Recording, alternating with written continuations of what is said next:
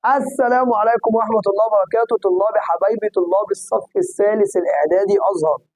هراجع لك كده شوية حاجات بسيطة عشان بكرة امتحانك، مع إني خلي بالك ما كانش ليها لازمة المراجعة دي، لأن إحنا الأسبوع اللي فات في السناتر كلها اللي هو أنت لو يومك يوم الاثنين والأربع أو اثنين وخميس، فإحنا اثنين وأربع أو اثنين وخميس خدنا يوم اللي هو الاثنين كان مراجعة كل الهندسة اختيارات، ويوم الأربع أو الخميس على حسب أنت بتحضر في أي سنتر كان مراجعة كل الهندسة المقالي. فاحنا قدرنا نراجع الكلام ده كله، فيا رب كده تركز معايا. هو انا هفكرك بشويه حاجات. الاسئله اللي موجوده هنا دي شويه اسئله اختيارات واكمل، لان انت بيجيلك 5 اسئله او 6 اسئله اختيارات وزيهم 5 بيكونوا اكمل، يعني مجمل من 10 او 11 سؤال، فطبعا دول مهمين جدا.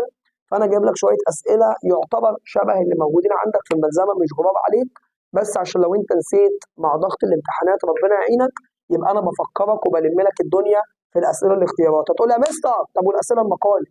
هقول لك ما تقلقش، في فيديو قديم كنت مصوره على الاسئله المقالي، بيفكرك بس. تمام كده، انت معاك الملزمه طبعا خدتها من السنتر، فانت بالنسبه لك بيفكرك بس بالايه، بالمقالي كنا بنكتبه ازاي واحده واحده.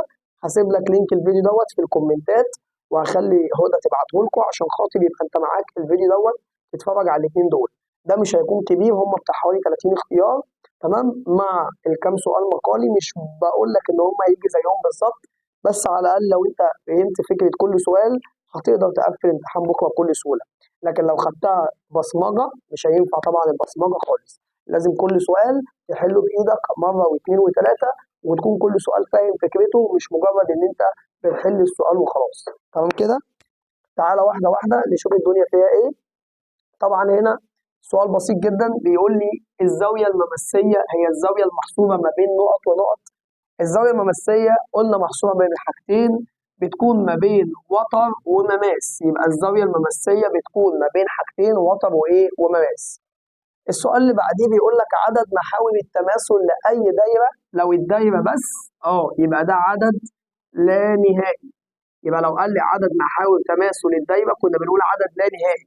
حلو قوي. لكن لو نص الدايرة واحد بس، طب لو ربع الدايرة واحد بس، طب تلت الدايرة واحد بس. كنت بقول لك الدايرة بس هي اللي عدد لا نهائي، وكنت بوريك بقى الكلام ده بنجيبه ازاي. لكن لو قال لي نص الدايرة ربع الدايرة أي جزء منها كنا بنقول كام؟ واحد بس. تعال اللي بعده، بيقول لي قياس القوس الذي يمثل نص قياس الدايره. طبعا الدايره كلها قياسها ب 360، فلما يقول لي القوس يمثل نص قياس الدايره هقول نص في كام؟ في 360، يطلع ب 180 درجه. يبقى قياس القوس اللي بيمثل نص الدايره ب 180. طب افرض انه قال لي ربع الدايره، يبقى هقول ربع في كام؟ في 360، فتطلع ب 90. طب لو قال لي قياس القوس اللي يمثل تلت الدايره، فهقول تلت او تلت يعني في 360، وهكذا بقى. خلاص كده يبقى الموضوع سهل جدا وبسيط. تعالى في اللي بعديه، بيقول لك ا ب ج د، ده شكل رباعي، تمام، وناقصه كمان كلمه ان هو رباعي دائري. قشطه زي الفل. فبيقول لك قياس زاويه ا ب 60، عايز يعرف قياس زاويه ج. اولا هرسم الشكل الرباعي ده عشان اتاكد الزاويتين اللي هم بيقول لي عليهم دول في وش بعض. هو بيقول لك اسمه ا ب ج د. طبعا الالف والجيم في وش بعض، فطبعا احنا عارفين ان الشكل الرباعي الدائري كل زاويتين متقابلتين متكاملتين يعني مجموعهم 180 درجه. فانت عندك زاويه ا ب 60 وعايز اجيب اللي في وشها، يبقى اللي في وشها اقول 180 ناقص ال 60، تطلع بكام؟ 120 درجه. يبقى انت عندك زاويه ج دي ب 120 درجه، لان كل زاويتين متقابلتين متكاملتين. تعال في السؤال اللي بعده، بيقول لي قياس الزاويه الممسيه تساوي قياس نقط المشتركه معاه في نفس القوس. طبعا الممسيه مش بتساوي غير حاجه واحده بس، ما بتساويش غير الايه؟ غير المحيطيه. كنت بقول لك عندك 4، 2 بتساوي بعض و2 بتساوي بعض. الممسيه والمحيطيه دول بيساوي بعض، والمركزيه وقياس القوس دول بيساوي بعض. فبيقول لك الممسيه بتساوي مين؟ قلت له الممسيه بتساوي المحيطيه. تعال نطلع ونشوف. بص كده معايا واحده واحده، بيقول لي بسم الله. السؤال رقم المفروض 6، انزل تحت سنه. بيقول لك القطعتين المتماستين المرسومين من نهايه نقطه خارج الدايره. تعال افكرك، لو انت عندك كده دايره وعندك نقطه خارج الدايره، ممكن ارسم مماس كده وممكن ارسم مماس كده. فانا بالنسبه لي القطعتين المتماثلتين اللي هم دول كانوا بيكونوا ايه؟ بيكونوا متساويتين، فبيكونوا متساويين ايوه في الطول. في الطول، ما هو ده طول. ماشي. يبقى انا الطول ده بيساوي الطول ده، يعني لو ده كان ب5 كان بيبقى ده ب5 زيه، قشطه زي الفل. يبقى انا بالنسبه لي دي كانت نظريه. القطعتين المتماثلتين المرسومين من نهايه نقطه خارج الدايره بيكونوا متساويتين في الايه؟ في الطول. تعالى اللي بعديه، بيقول لي القوسين المحصورين ما بين وتر ومماس يوازيه في الدايره. هو انا لو كان عندي وتر ومماس متوازيين كنا بنقول ايه؟ الاقواس المحصوره متساويه، جدع. يبقى انا بالنسبه لي القوسين دول بيكون مالهم؟ القوسين بيكونوا متساويين في القياس او في الطول. ماشي، عادي مش فارقه الاقواس في الطول او في القياس عادي. يعني انت لو عندك كده دايره اهو فكرك، وعندك هنا وتر وعندك هنا مماس، ما بين الوتر والمماس دول لو دول متوازيين في قوس هنا وفي قوس هنا، فالقوسين دول بيساووا بعض، فكنا بنقول الاقواس المحصوره مالها متساويه. خلاص ماشي زي الفل. تعالى في اللي بعده، المماس لدايره طول قطرها 8 يبعد عن المركز بكام؟ بص، هو انا لو عندي كده دايره وعندي كده قطر، القطر ده ب8، خلاص كده القطر ده ب8، وجيت عملت مماس من هنا او من هنا مش فارقه، فمن اول المماس لحد المركز مش ده بيبقى نص القطر؟ من اول المماس لحد المركز ده نص القطر. طب انت عندك القطر كله 8، يبقى البعد ده ما بين المماس والمركز كام؟ نص القطر اللي هو 4. يبقى انت عندك نص قطر 4، يبقى المماس بيبعد عن المركز، الحته دي بنسميها نص القطر. هو مديني القطر ب8 يبقى نصه ب4، القطر مثلا ب10 يبقى نصه ب5، القطر ب12 يبقى نصه ب6، وهكذا. تعالى في اللي بعديه، بيقول لك من نقطة خارج الدايرة يمكن رسم عدد نقط مماس لها. اللي هو دي على فكرة، بص كده، انت عندك نقطة خارج الدايرة، ممكن ارسم من النقطة دي كام مماس؟ هتقول لي 1 2، ادي الاثنين. هتقول لي طب مش ممكن اعمل واحد في النص كده يبقى 3؟ اقول لك لا يا حبيبي، اللي هتعمله في النص كده هيخش جوه الدايرة، ده كنا بنسميه قاطع، ما ينفعش. لكن انت عندك النقطة اللي خارج الدايرة اللي هي دي بيترسم منها مماسين فقط، يبقى 2. تعال في السؤال اللي بعديه، بيقول لك النسبة بين الزاوية المركزية والمحيطية المشتركة معاه في نفس القوس. فكنا بنقول الزاوية المركزية ضعف الزاوية المحيطية، كنا بنقول النسبة 2 إلى 1، صح كده؟ اللي هو لو المحيطية ب1 يبقى المركزية ضعفها بكام؟ ب2، صح كده؟ تمام. أو مثلا ممكن تلاقي نسبة تانية، ممكن تلاقي مثلا كده 10 إلى 5. ما هو على فكرة 2 إلى 1 دي لو كتبتها على الآلة 2 على 1 هي الاثنين، صح كده؟ طب لو ما لقيتش 2 إلى 1 ديت ممكن تلاقي 10 إلى 5، ولو كتبت على الآلة 10 على 5، ما هو إلى دي يعني على 10 على 5 فيها 2، ممكن تلاقي مثلا 8 إلى 4، لو كتبت 8 على الآلة على الأربعة تطلع فيها 2. يعني يا إما 2 على 1 اللي هي ب2، يا إما تلاقي حاجة بتساويها 10 إلى 5، 8 إلى 4، 16 إلى 8، وهكذا. أي حاجة بقى، أي حاجة، المهم كلهم بيطلعوا نفس الناتج واحد. يبقى أنت كده بالنسبة لك عشان ما نروحش لبعيد، النسبة بين المركزية الأولى الكبيرة خلي بالك 2 إلى 1، يبقى النسبة إلى 2 إلى 1. طب خلي بالك لو كان جاب العكس، لو كان قال لك المحيطية إلى المركزية، خلاص المركزية دي الكبيرة فهي اللي بتاخد 2، لكن المحيطية بتاخد 1، يبقى 1 إلى 2، أو بدأ بدي اللي هو شقلب دول يعني، فكنت أختار 1 إلى 2 لو هو عكس. طيب تعالى اللي بعده كده نشوف الدنيا فيها إيه. كده الموضوع سهل، احنا كده دخلنا في حوالي 12 مثال اهو، وما خدناش وقت كبير. انا بس بفكرك لان الكلام ده كله احنا خدناه في السنتر، الكلام ده كله احنا واخدينه في السنتر الاسبوع اللي فات، فانا بس بفكرك كده عشان من ربكة الامتحانات ما تكونش نسيت.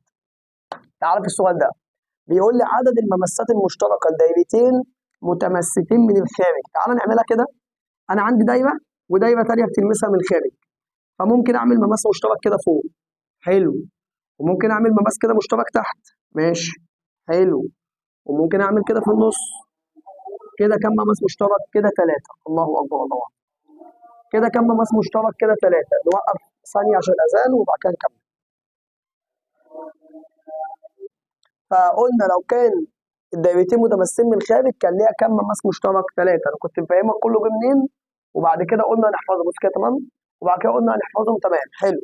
يبقى لو الدايرتين متمثلين من الخارج كانوا 3 ممسات مشتركه، حلو.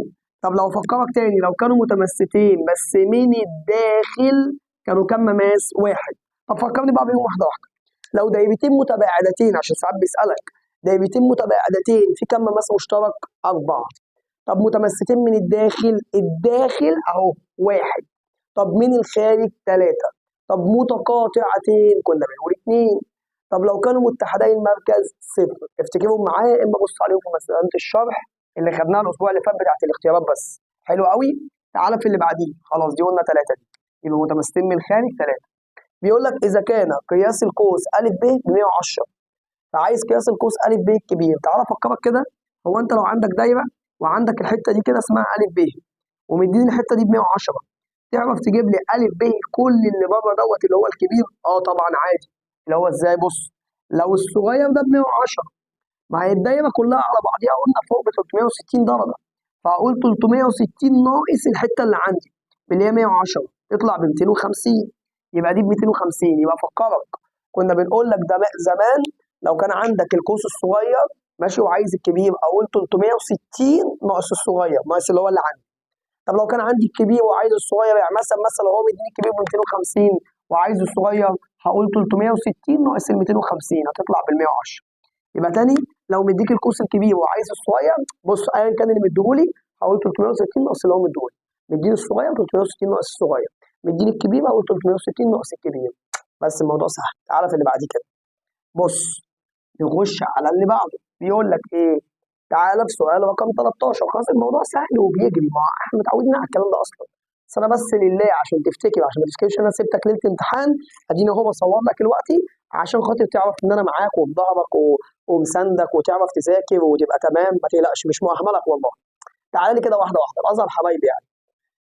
الاوتار المتساويه تكون نقط، ده المفروض الاجابه ايه من المركز. بص، هو المفروض الاوتار المتساويه تكون على ابعاد متساويه. تقول لي جت منين دي؟ هقول لك، مش انا كنت بقول لك في الحصه لو كان الوتر بيساوي الوتر يبقى ايه؟ البعد بتساوي البعد. طب ما هو ده الكلام. هو بيقول لك الاوتار متساويه، الاوتار متساويه يعني الوتر بيساوي الوتر، يبقى اكيد البعد بتساوي البعد. حلو، يبقى بتكون ايه؟ على ابعاد متساويه من المركز. اللي هو لو الوتر بيساوي الوتر يبقى البعد بتساوي البعد. يبقى دي النظريه، الاوتار المتساويه تكون نقط ابعاد متساويه على ابعاد متساويه. الزاويه الممسيه ضلعها بيكون ايه؟ يا باشا مش احنا خدنا ضلعها ده يعني ايه؟ يعني هي الزاويه الممسيه ما بين مين ومين؟ طب ما احنا خدنا فوق الزاويه الممسيه ما بين ايه وايه؟ ما بين وتر ومماس. يبقى اضلاعها بتكون ايه؟ اضلاعها بتكون وتر وكمان بتكون مماس، ضلع وتر وضلع مماس. خلاص شكرا. تعالى اللي بعديه. بيقول لي عدد الدوائر التي يمكن رسمها وتمر بطرفي القطعه ا ب، القطعه المستقيمه ا ب. بص، هو القطعه المستقيمه ا ب دي اللي هي مثلا كده، فعايز يعرف كم دايره ممكن ارسمها تمر بألف وب. ما هو ألف وب دول يعني عباره عن نقطتين، كم دايره ممكن ارسمها بالنقطتين دول؟ كنا بنقول جدع محترم عدد لا نهائي. كنا بنقول عدد الدوائر اللي ممكن ارسمها بالنقطتين عدد لا نهائي. افتكر بقى معايا القواعد كلها. طب عدد الدوائر اللي ممكن ارسمها بنقطه واحده كنا بنقول عدد لا نهائي. طب لو الثلاث نقط بالشكل ده، ثلاث نقط بس ليست على استقامه واحده، يعني واحده هنا وواحده هنا وواحده مثلا فوق، كنا بنقول ايه؟ دايره واحده. طب لو الثلاث نقط كانوا على استقامه واحده، كنا بنقول ما فيش دايره ينفع ارسمها تعدي بالثلاثه دول، يعني ست. يبقى انا كده زي ما قلت لك تعرف تجيبهم معايا. لو قلنا عايز عدد الدوائر اللي بتمر بنقطه واحده عدد لا نهائي، عدد الدوائر اللي بتمر بنقطتين عدد لا نهائي، عدد الدوائر اللي بتمر بثلاث نقط ليست على استقامه دي واحده، مش على استقامه واحده يعني نقطه كده نقطه كده نقطه كده مثلا. طب ولو الثلاث نقط على استقامه واحده يبقى عدد دوائر قلنا كام؟ صفر، مفيش ولا دايره. خلاص ماشي. تعالى هنا. بيقول لي بسم الله انا عندي دايرتين متقاطعتين نصف قطريهما 3 و5، عايز يعرف الميم نون اللي هو خط المركزين ينتمي لايه. كنا قلنا لو الدايرتين متقاطعتين وعايز اجيب الميم نون كنا بنعمل فتره مفتوحه، وكنا قلنا بنطرح انصاف الاقطار ونجمعهم. فلو طرحت 5 ناقص 3 ب2، ولو جمعت 5 و3 8، يبقى انت عندك كده ديت بتكون ما بين 2 و8، ودي فتره ايه؟ مفتوحه. دايما كنا بنقول لو متقاطعتين مره بطرحهم ومره ايه؟ ومره بجمعهم. طيب تعالى في اللي بعديه، تعالى في اللي بعديه. بيقول لي اذا كان ا ج ده قطر في الدايره، فإن قياس القوس أ ج. بص، هو أنا لو عندي كده أ ج دوت قطر أهو، أ ج أهو قطر في الدايرة، حلو قوي. فأنا بالنسبة لي القطر ده بيقسم الدايرة كام نص؟ نصين، فبيكون النص اللي تحت كله ب 180. يبقى كده قياس القوس أ ج ب 180. وحتى لو جبتها من اللي فوق، ما هو قياس القوس برضه اللي فوق نص الدايرة ب 180 برضه. يبقى أنت عندك قياس القوس أ ج بيكون بكام؟ ب 180 درجة. تعالى كده نقلب ونشوف اللي بعده فيه.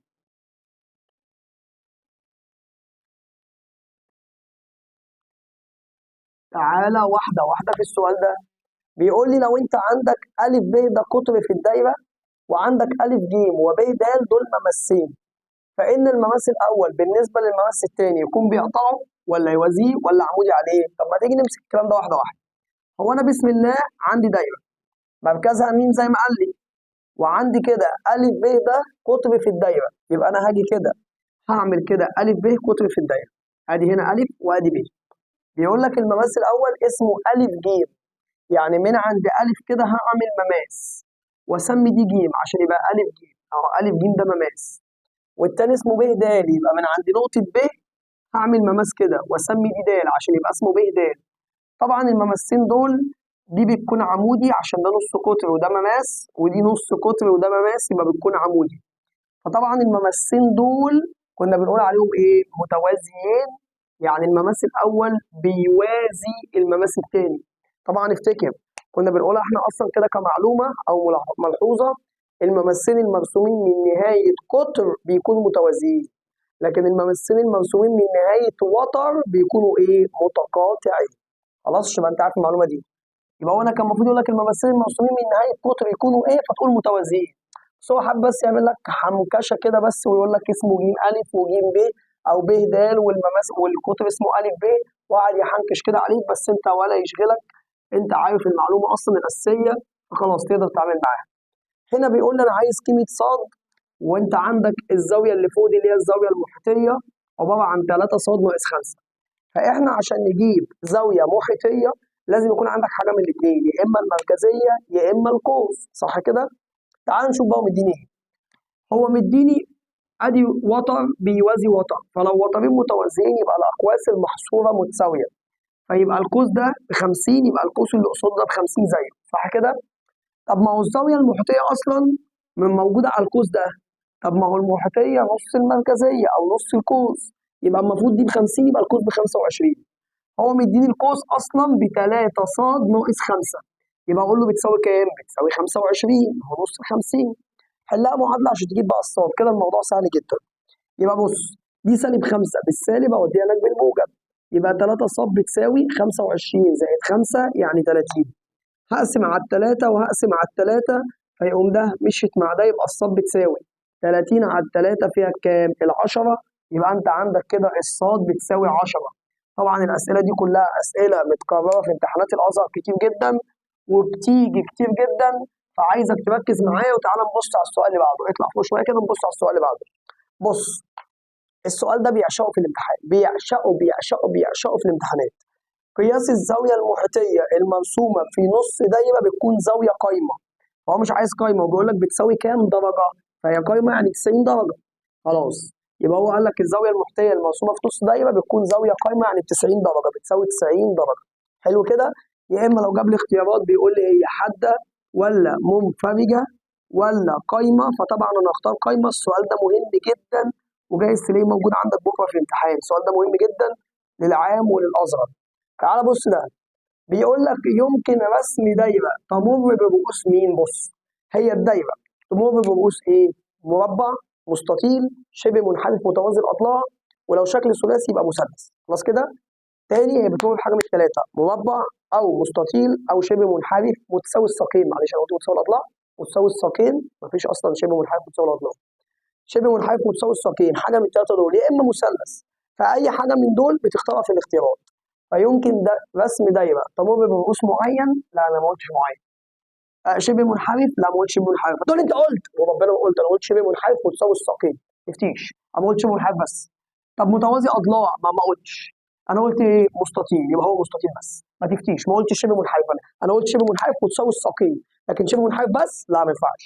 يبقى الدايره تمر برؤوس حاجه من الثلاثه دول، يا اما مربع يا اما مستطيل يا اما شبه منحرف متساوي الساقين، يا اما لو شكل ثلاثي يبقى مثلث، يبقى هم دول بس، لكن غير كده لا، فانت بتختار واحده من اللي انا قلتهم دول بس. فطبعا معين نو، شبه منحرف نو، متوازي اضلاع نو. خلاص كده تعالى نطلع في السؤال اللي بعديه ونشوف الدنيا فيها ايه. بص بقى اخر صفحه وجميله ولذيذه ما فيهاش حاجه، اطلع كمان شويه. بص بيقول لك ايه؟ بيقول لك اول حاجه ان انت عندك الميم د بتساوي الميم ه. الميم د البعد ده بتساوي الميم ه، قشطه. وبيقول لك قياس زاويه ب ب 65، قشطه. فعايز يجيب قياس زاويه ا، فزاويه ا دي، فالزاويه دي موجوده في مثلث، في زاويه، عشان تجيب زاويه لازم يكون عندك الزاويه الثانيه، لازم يكون عندك زاويتين عشان تجيب الثالثه. فاول حاجه هو اول حاجه ده بيمر بالمركز، حلو، وكمان عمودي على الوتر، يبقى ماله بينصف الوتر، يبقى دي قد دي. طب بص، هو هنا بيقول لك ان البعد بيساوي البعد، فلو البعد بيساوي البعد يبقى الوتر بيساوي الوتر، يعني الالف ب بتساوي الالف ب. فلو الوتر بيساوي الوتر اللي هو ضلع في المثلث بيساوي ضلع تاني في المثلث، فلو ضلع بتساوي ضلع يبقى ايه؟ يبقى الزاويه بتساوي الزاويه، يبقى دي ب 65 يبقى دي ب 65 زيها. تاني هو بيقول لك البعد بيساوي البعد، ماشي، يبقى الوتر بيساوي الوتر. طب لو الضلع في المثلث بيساوي الضلع يبقى الزاويه بتساوي الزاويه. عندك زاويتين، تقدر تجيب الثالثه؟ بسيطه. هقول قياس زاويه ا بتساوي مجموع زوايا المثلث ب 180 درجه ناقص، وافتح قوس، هجمع الاثنين دول 65 زائد 65، 65 و65 يعني 130، يبقى 180 ناقص 130 بكام؟ ب 50، يبقى الزاويه اللي فوق دي طلعت بكام؟ ب 50 درجه. اشكرك. تعالى اللي بعده هنا، بيقول لك ايه؟ عندي ا ب مماس، دي الب، ا ب ده مماس، حلو. فاذا كان الميم ب ب 5 سم والالف ج اللي هي الحته دي ب 8 سم، اوجد الالف ب. طب استنى، هو بسم الله بسم الله، اول حاجه ركز فيها، ده مماس وده نص قطر، فبتكون الزاويه دي 90. حلو قوي، ما هو ده مماس ونص قطر، مماس ونص قطر، قشطه، انت عارف بقى. طب بص، ده نص قطر بخمسه وده نص قطر بخمسه، يعني ده بخمسه زيه، فانت عندك ضلع بخمسه، والضلع الميم الف ده كله 5 زائد 3 كله ب 13. عندك مثلث قائم فيه ضلعين، تعرف تجيب الضلع الثالث؟ بس استنى، اللي قدام الزاويه القايمه ده الوتر، وانا عندي الوتر، يبقى انا عايز ضلع العادي. لو بجيب ضلع العادي كنا بنقول بنربع ونربع ونطرح وناخد الجذر. ازاي؟ يعني هقول ا ب اس 2، ربع معايا، 13 في 13 ب 169 ناقص 5 في 5 25، لما اطرحهم يطلع 144. بعد كده جذر، يبقى الالف ب من غير اس 2 جذر ال 144 بكام؟ ب 12، يبقى الالف ب طلعت يا اخويا ب 12، اللي هو عامل زي مثلث قائم عادي. عندك ضلع ده ب 13، ضلع ده ب 5 وعايز ده، فهربع 13 في 13 ب 169، 5 في 5 ب 25، طرحتهم يطلع 144، خدت الجذر طلعت بكام؟ طلعت ب 12. تعال نطلع ونسمي الله ونشوف اللي بعده يقول ايه. تعالى لي واحده واحده بقى. بيقول لي السؤال ده مهم وصعب شويه للناس اللي مش بتركز. بيقول لي ا ب ج د، ده شكل رباعي فيه قياس زاويه ا بتساوي 2 قياس زاويه ج، عايز قياس زاويه ا. طبعا ا وج في الشكل الرباعي دول بيبقى في وش بعض، فاي زاويتين في وش بعض في الشكل الرباعي بيكونوا ب 180 درجه. اسهل طريقه للسؤال ده ان انا هفرض الجيم دي اسمها س، فانا هقول س زائد ا، هي زاويه ا بكام؟ هي زاويه ا بتساوي 2 ج، والجيم قلنا بس، يبقى 2 س، يبقى زائد 2 س، يبقى لو جمعت زاويه زائد اللي في وشها قلنا بتساوي كام؟ 180 درجه. حلو قوي. بص ركز معايا واحده واحده. هو احنا سمينا الجيم دي سميناها س، طب يبقى ا بتساوي ايه؟ ما هو زاويه ا بتساوي 2 من ج، يعني 2 س. طب لو جمعت الزاويتين ا وج الاثنين بكام؟ ب 180 درجه. س و2 س يعني 3 س بتساوي 180 درجه. هقسم على الثلاثه وهقسم على الثلاثه، فده يتيهم مع ده، يبقى السين بتساوي 180 على الثلاثه فيها 60. مين هي السين؟ السين دي اللي هي زاويه ج.